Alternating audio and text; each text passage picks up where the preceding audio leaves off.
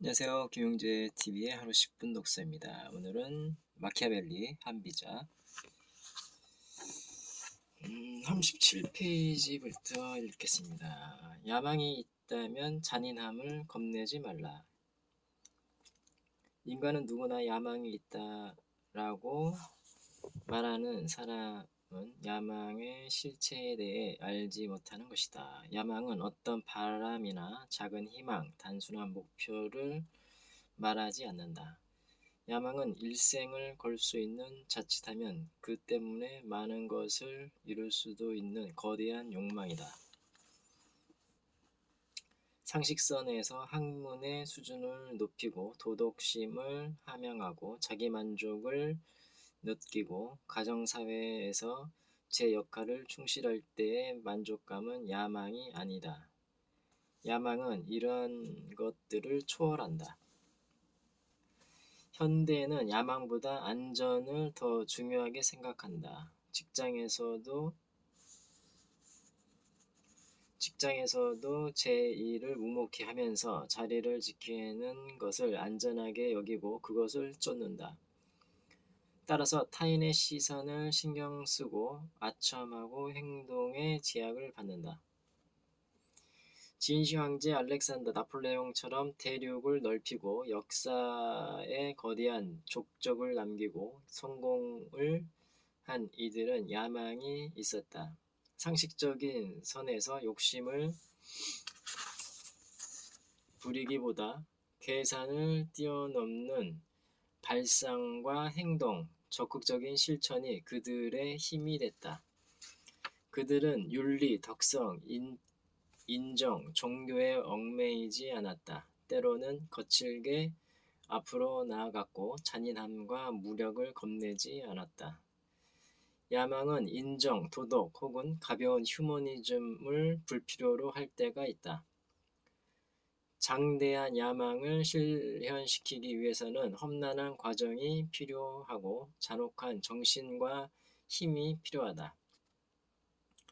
잔혹함은 결단력과 용기이다. 도덕에 얽매이거나 망설이고 겁내는 우유부단함, 사소한 일을 판단하는 하찮은 상식, 후회를 남길지도 모르는 망설임, 인도에 대한 섣부른 판단 등을 부정하며 머뭇거리고 흐지부지하게 행동하지 않는 것이 야망을 가진 자의 특징이다. 야망이 있으면 그것을 구현하고 수행하기 위해서 힘을 갖추어야 한다. 계획하던 바를 행동에 옮기고 조직을 움직이는 힘이야말로 성공의 열쇠이다. 사사로운 정에 흔들리지 않고 철저하게 실행하는 힘이야말로 야망을 가진 자에게 필요한 요소이다. 치열한 경쟁 시대에서 살아남기 위해서는 잔혹함을 겁내서는 안 된다. 다소의 희생과 반격을 개의치 않아야 한다. 만일 야망에 잔인한 마음이나 무력과 연관이 되어 있다면 인간은 야망이 가져오는 재해를 전혀 두려워할 필요가 없다. 반란을 일으킨 사람이 진짜 아군이 될 수 있다. 기업 내든 다른 기업을 합병한 경우이든 저항이 심할수록 그 저항 세력이 강력한 힘이 될 수 있다. 회사 등을 합병한 경우 합병 기업은 일에 선악에 관계없이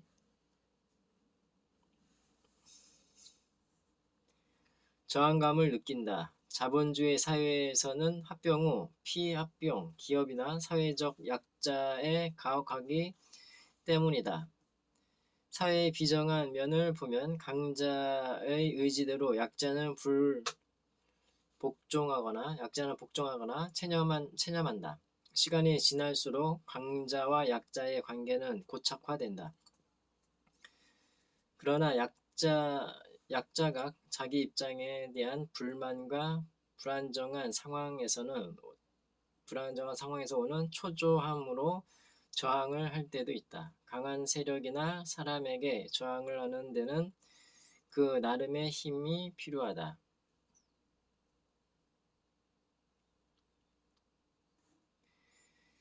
회사 합병의 경우 옛 회사에 대한 향수와 충성심으로 피합병 기업의 조직들이 저항을 한다. 또 다른 경우는 실력자를 중심으로 모두가 단결에 저항하는 경우가 있다. 기업이 존속하는 동안 조직 안에서 인재가 나타나기 마련이다. 그 인물이 처우에 불만이 있을 때는 같은 처지에 있는 주변 인물들을 모아 저항을 한다. 이 경우 대부분의 기업은 지극히 신중하고 강력하게 대처할 필요가 있다. 반동적인 행동에는 그만의 철학이 있다. 무리들은 감정이나 계산을 초월하여 의지할 인물이나 근거가 있는 것이다.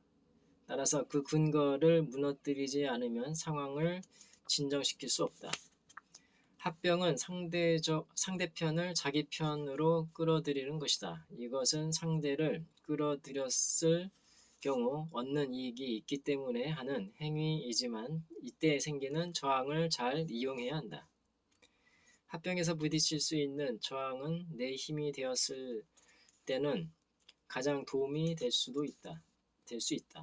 즉 이러한 저항에 어떻게 대처하느냐에 따라 강력한 아군을 만들 수 있다. 쉽게 체념하고 복종하는 것보다 힘들여 설득했을 때 가장 다루기 힘들었던 저항 세력은 유능하고 충성스러운 힘이 될 수 있다. 영업을 했을 때 고객도 마찬가지이다. 처음에는 기업에 대한 불신이 있는 고객이어도 이쪽의 성의나 목적, 기업 이념을 이해하면 가장 강력한 아군이 된다. 고객의 구매는 재구매로 이어질 것이고 혹은 다른 고객에게 추천함으로써 간접적 광고 효과를 낳는다. 적대하는 힘이 강할수록 아군으로 바뀌었을 때는 협력하는 힘 또한 강해지는 법이다. 군주는 종종 처음부터 믿음을 갖고 의지했던 자들보다 통치 초기에 불신을 갖거나 반란을 일으킨 자들에게서 충성과 헌신을 발견하게 된다. 재난은 예방할 수 있어야 한다. 기업 안에서는 예측할 수 없는 일들이 많이 일어나고 또 사라진다. 오히려 평안한 날이 드물다. 예측 불가능한 일들을 조금이나마 줄일 수 있는 방법은 근본적인 원인을 해결하는 것이다. 어느 잡지사의 유능한 편집국장이 인류 기업의 분석을 기사화했다. 그 기사는 오피니언 리더들과 기업에 대한 분석을 다루었는데 기업들의 비밀이라 할 수 있는 경영 전략과 노하우까지 아슬아슬한 선에서 분석해 발표했다. 업계지로서 기획적이었고 편집자의 수완에 대한 높은 평가가 이어졌다. 기사 속 등장한 어느 기업은 이름을 알리는 효과가 있었고 참신한 경영자의 이미지를 얻었다. 그러나 어느 기업은 그 정보로 인해 매출에 타격을 받게 됐다. 그런데 어느 날 편집국장은 사표를 제출하게 됐다. 기사 덕분에 긍정적인 이미지로 이름을 알린 기업과의 유착을 의심받았기 때문이다. 그는 지나친 의욕으로 보통 사람이 밝히지 못한 기업의 내부를 살피고 위험한 도박을 하다 패배한 피해자처럼 비춰졌다. 하지만 결과는 그 반대였다. 편집국장은 기사 속 기업과 대립하고 있던 기업의 전무로 입사했다. 심지어 잡지에 열심히 소개했던 기업들에 대한 정보를 선물로 가지고 잡지사는 취재를 담당한 사람 모두에 대해서 책임을 지지는 않는다. 그러나 편집국장의 경우는 달랐다. 회사의 정보를 구하면서 잡지사 명의의 서약서를 제출했고 책임은 잡지사에 돌아갔다. 그러나 책임을 질 국장은 퇴사하고 없었으며 결국 잡지사가 사과를 해야 했다. 현재 편집국장은 전무에서 부사장으로 승진했다. 잡지사 사장은 보다 깊이 상황을 살펴야 했다. 편집국장이 평소보다 지나친 행동을 했을 때 적절한 제재를 가했어야 했던 것이다. 무슨 일이나 일어났음을 알았을 때는 이미 많은 상황들이 상당히 진행되어 있게 마련이다. 암의 조기 발견과 마찬가지로 기업의 간부는 재앙이 될 수 있는 싹을 미리 발견해 잘라버리지 않으면 안 된다.